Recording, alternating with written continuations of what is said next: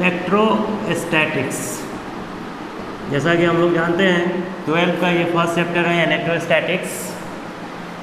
Electrostatics जो बना हुआ है वो दो वर्ड से मिलकर बना हुआ है। एक आपका है electro,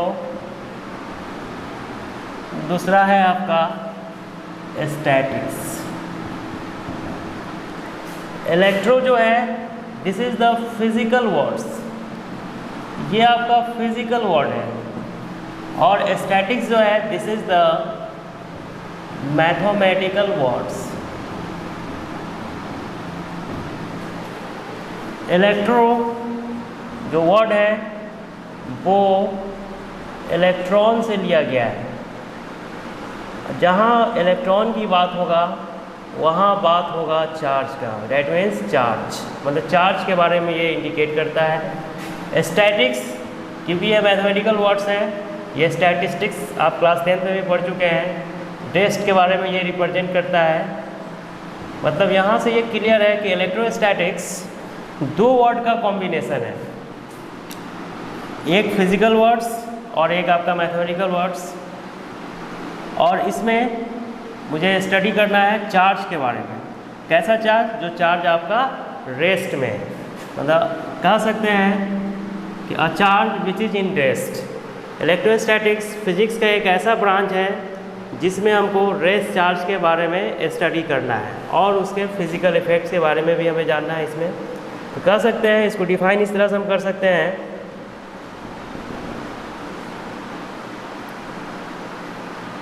electrostatics is that branch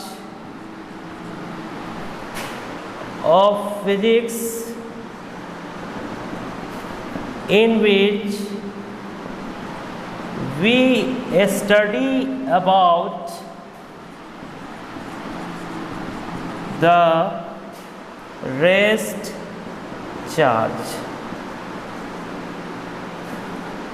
and their physical effects that are electric field, electric field intensity, electrostatic force जिसको आप कूलम फोर्स भी कहते हैं, electric dipole, electric dipole moment, electric flux, Gauss law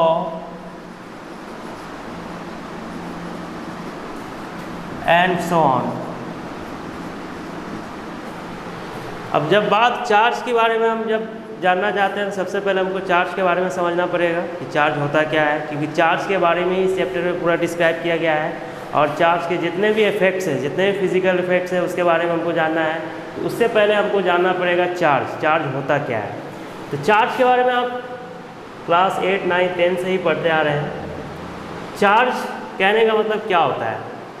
मतलब चार्ज एक ऐसा सिस्टम को represent करता है जहाँ से इलेक्ट्रिक करंट को आप डिस्क्राइब करते हैं। चार्ज किसी भी बॉडी का एक ऐसा प्रॉपर्टीज़ होता है जिसको बोलते हैं इंट्रांसिक प्रॉपर्टी, मतलब उसका अपना प्रॉपर्टी जिसके वजह से कंडक्शन ऑफ करंट होता है उस बॉडी के कारण। मतलब कह सकते हैं चार्ज एक प्रॉपर्टीज़ है किसी बॉडी का। Charge is the intrinsic property of the body due to this induction of current appeared on that surrounding। Charge का दो टाइप होता है,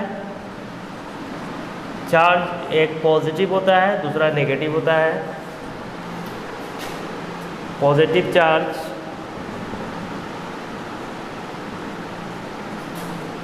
negative charge.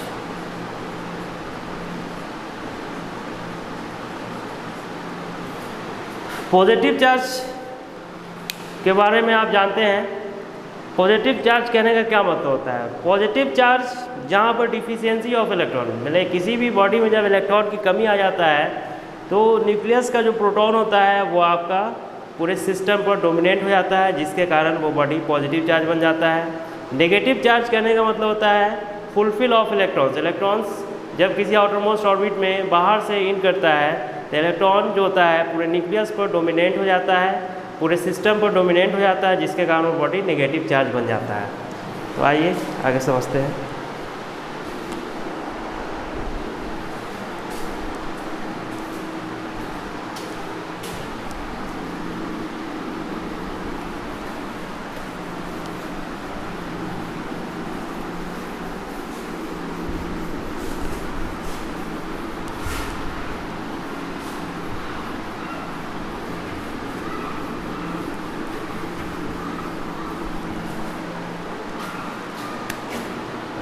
Positive charge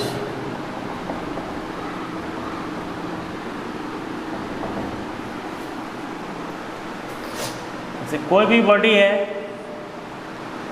neutral body है आपका,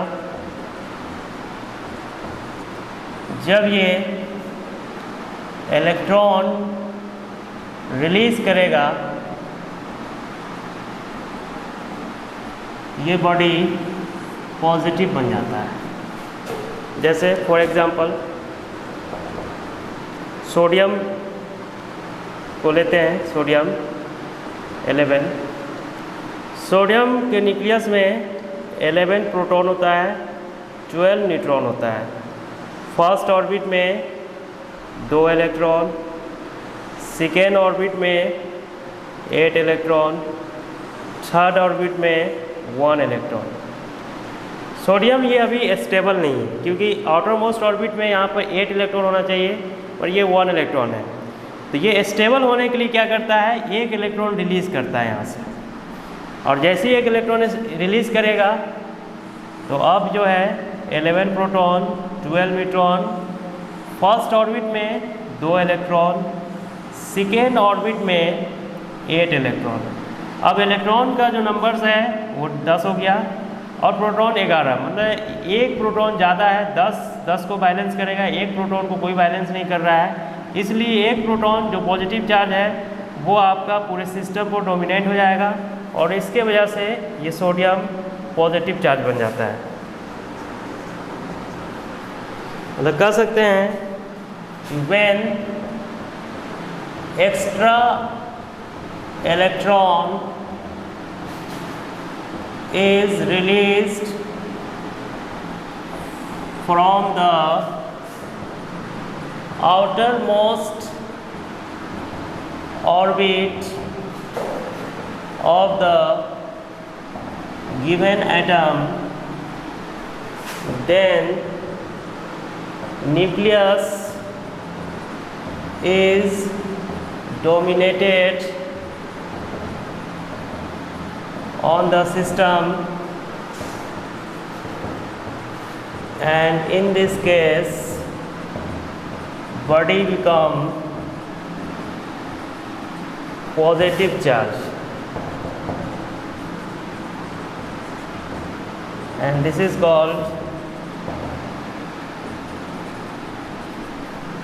positive charge। पॉजिटिव चार्ज को plus Q से represent किया जाता है। इसी तरह से आपका है नेगेटिव चार्ज।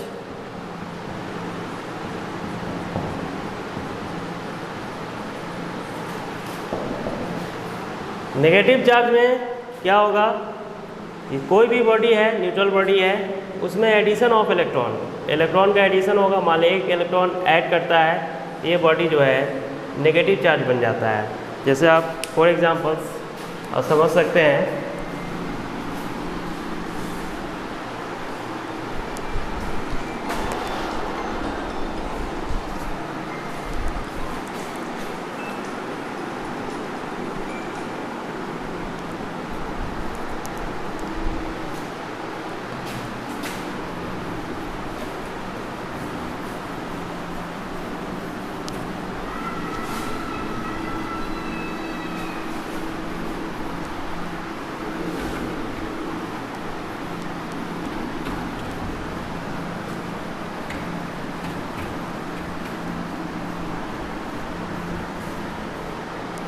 जैसे हम क्लोरीन को लेते हैं,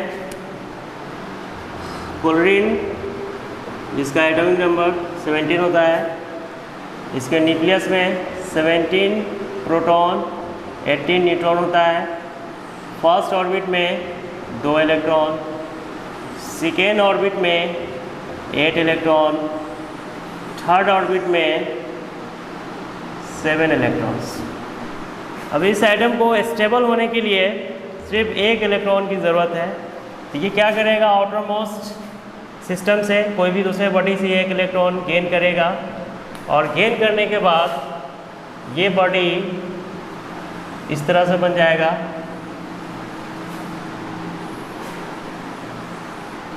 seventeen proton 18 neutron, 2 electrons 8 electrons 8 electrons. अब देखिए यहाँ 17 प्रोटॉन है और 18 इलेक्ट्रॉन्स है। 17 इलेक्ट्रॉन 17 प्रोटॉन को बैलेंस करेगा, तो 1 इलेक्ट्रॉन को कोई बैलेंस नहीं कर रहा है। इसके वजह से ये क्या होगा, पूरे सिस्टम को ये नेगेटिव चार्ज बना देगा, और इस तरह से ये Cl- बन जाता है। मतलब कह सकते हैं when addition of electron in outermost orbit of the given atom, then outermost orbit electrons are dominated on the whole system, and due to this system become negatively charged,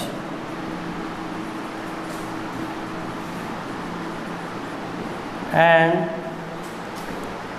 this is called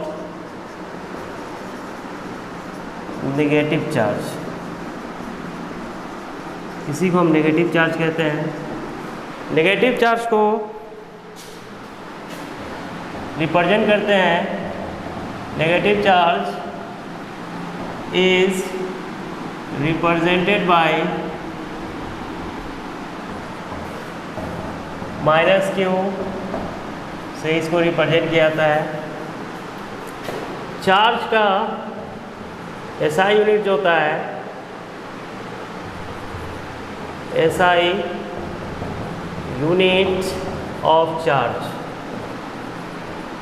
is coulomb, जिसको आप C से represent करते हैं। इसका dimension जो होता है, dimension of charge, हम जानते हैं कि I इक्वल टू जो होता है वो Q/T होता है। Q इक्वल टू जो होगा I इंटू T, तो Q का जो डायमेंशन होगा आपका वो I इंटू T, करेंट का डायमेंशन एम्पियर, टाइम का T, इस तरह से चार्ज का डायमेंशन जो होता है AT होता है।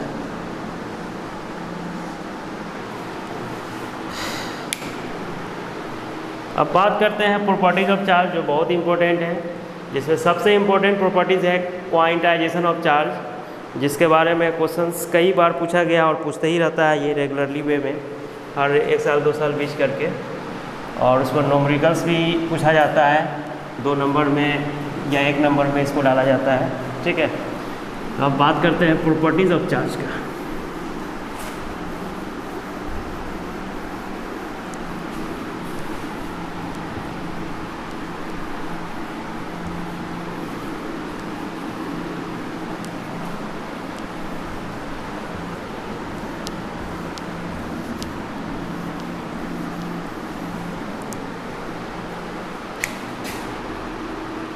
प्रॉपर्टी ऑफ चार्ज,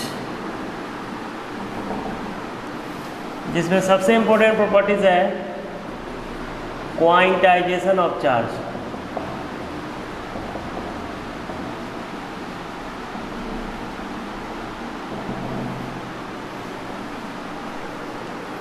क्वांटाइजेशन का मतलब होता है टूटना। जब कोई बॉडी इलेक्ट्रॉन को रिलीज करता है या गेन करता है तो वो आपका फ्रैक्शनल नहीं होना चाहिए, वो इंटीजर्स फॉर्म में होना चाहिए। जैसे एक बॉडी है, मान लेते हैं कि ये 10 इलेक्ट्रॉन गेन कर रहा है या 20 इलेक्ट्रॉन गेन कर रहा है या 30 इलेक्ट्रॉन गेन कर रहा है या 40 इलेक्ट्रॉन रिलीज़ कर रहा है या 50 इलेक्ट्रॉन रिलीज़ कर रहा है या 60 इलेक्ट्रॉन रिलीज़ कर रहा है। ये सारा होल नंबर्स है, इंटीजर्स फॉर्म में है, ये इंटीजर्स है। अगर कोई बॉडी 7/2 इलेक्ट्रॉन्स रिलीज़ कर रहा है या 8/5 इलेक्ट्रॉन्स रिलीज़ कर रहा है या 8/17 इलेक्ट्रॉन्स गेन कर रहा है, ये फ्रैक्शनल फॉर्म है जो कि पॉसिबल नहीं है। इलेक्ट्रॉन टूट के आप नहीं जा सकता है, इलेक्ट्रॉन पूरा ट्रांसफर होता है। ये फ्रैक्शनल फॉर्म में है, नॉट पॉसिबल, और ये पॉसिबल है। ठीक है, तो कह सकते हैं कि व्हेन अ बॉडी ट्रांसफर और गेन electrons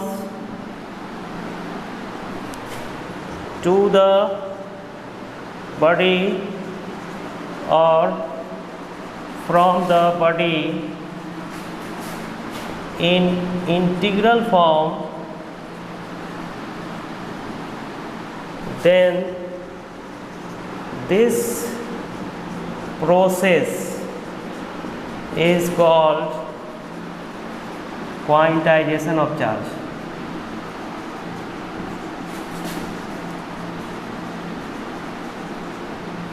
मतलब एक बॉडी है, मान लेते हैं कि इलेक्ट्रॉन रिलीज कर रहा है एक body,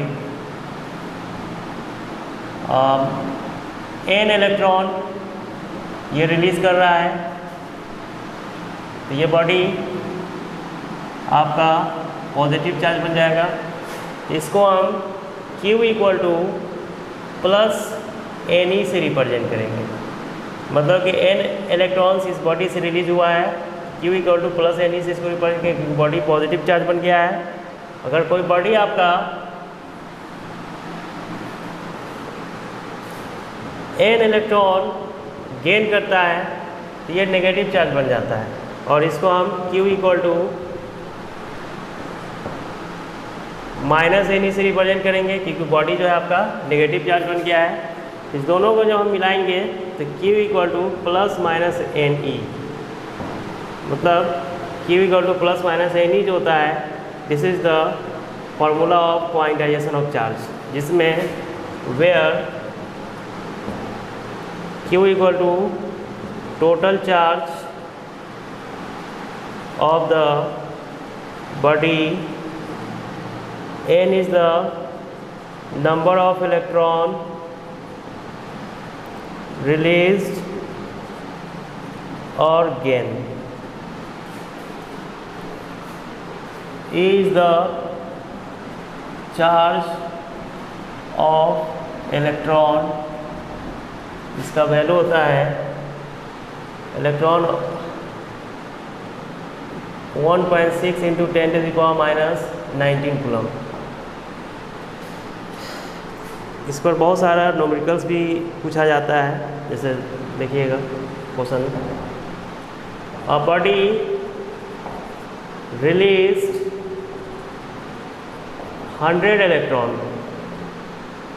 then find out the total charge of the body. मतलब एक बॉडी है जो 100 इलेक्ट्रॉन रिलीज़ करता है, मतलब एक बॉडी है आपका जो 100 इलेक्ट्रॉन्स रिलीज़ कर रहा है, तो इलेक्ट्रॉन जब रिलीज करेगा तो ये पॉजिटिव चार्ज बन जाएगा।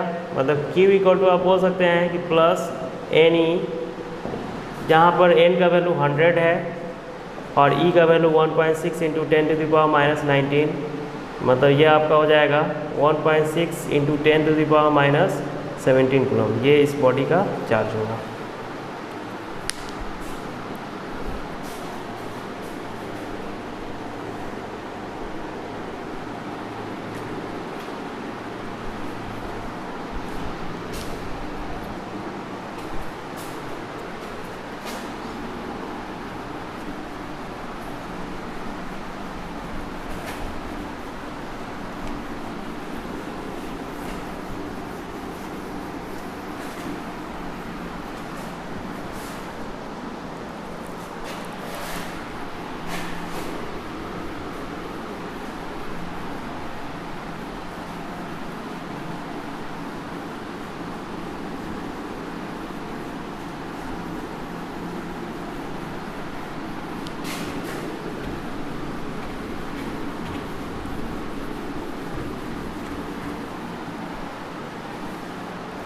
इसी तरह से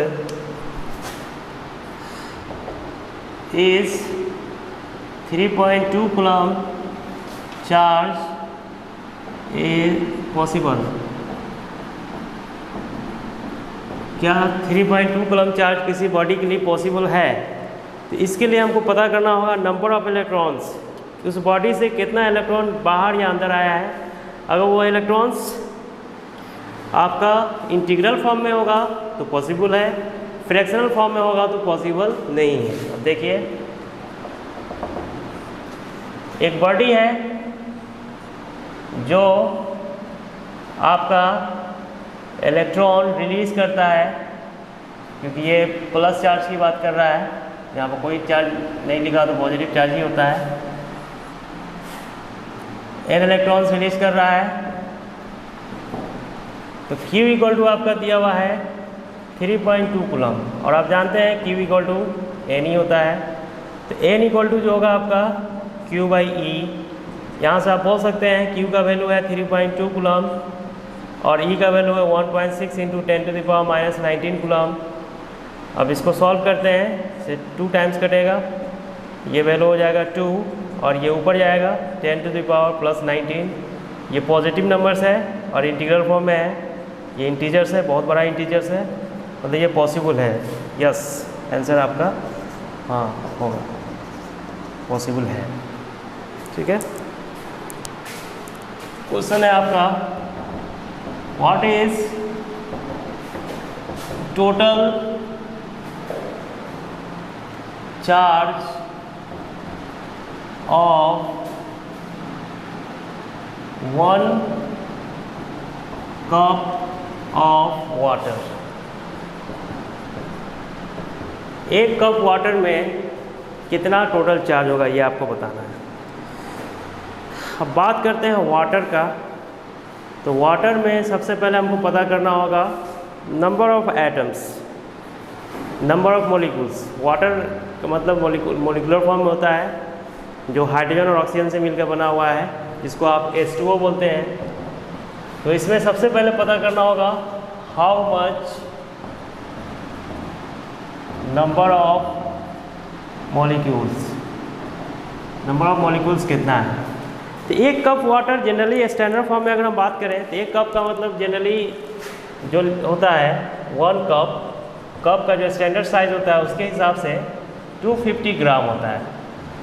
ठीक है, मतलब गिवन वेट जो है ऑफ वाटर वो इक्वल टू 250 ग्राम है, और मॉलिक्यूलर वेट जो होगा इसका, मॉलिक्यूलर वेट ऑफ वाटर, ये आपका हाइड्रोजन मतलब H2O होता है, ऑक्सीजन वाटर जो होता है H2O होता है, इसमें जो होगा 1 इंटू 2 हाइड्रोजन का, 1 इंटू 2 ऑक्सीजन का आपका 16 मतलब 18 ग्राम होगा। तो इसमें हम नंबर ऑफ मोल्स पहले निकालेंगे। तो नंबर ऑफ मोल्स होगा, मोल इक्वल टू होता है given weight by molecular weight. ये केमिस्ट्री में आप पढ़ चुके होंगे। गिवन वेट जो है आपका 250 ग्राम है और मॉलिक्यूलर वेट है 18 ग्राम, मतलब ये आपका 125/9। अब हम बात करते हैं इसमें कितना मॉलिक्यूल्स है। तो आप जानते हैं कि 1 mole of water molecule contain 6.023 10⁻23 molecule. तो 125/9 मोल जो होगा ये कंटेन करेगा 6.023 इंटू 125/9 इंटू 10⁻23 मॉलिक्यूल। इसको सॉल्व कर लीजिए, मान लेते हैं कि x मॉलिक्यूल है ये आपका, सॉल्व करने के बाद निकाल लीजिएगा। तो आप जानते हैं कि 1 मॉलिक्यूल जो होता है, 1 मॉलिक्यूल ऑफ H2O कंटेन करता है 2 इलेक्ट्रॉन हाइड्रोजन का और 8 इलेक्ट्रॉन आपका ऑक्सीजन का। यहाँ पर ये 10 इलेक्ट्रॉन हो जाएगा। ठीक है, तो इसमें हम टोटल मॉलिक्यूल की बात करें तो x मॉलिक्यूल है, ये आपका हो जाएगा 10x, तो यहाँ पे n का वैल्यू निकल गया आपका 10x, ठीक है। तो चार्ज की बात करें टोटल चार्ज तो Q = n ही होता है, मतलब यहाँ पर ये हो जाएगा 10x × 1.6 × 10⁻⁻19 कूलम। इसको सॉल्व कर लेंगे, ये मेरा आंसर होता है, ठीक है। इसी तरह से और भी न्यूमेरिकल्स हैं जो अगले क्लास में आपको बताएंगे।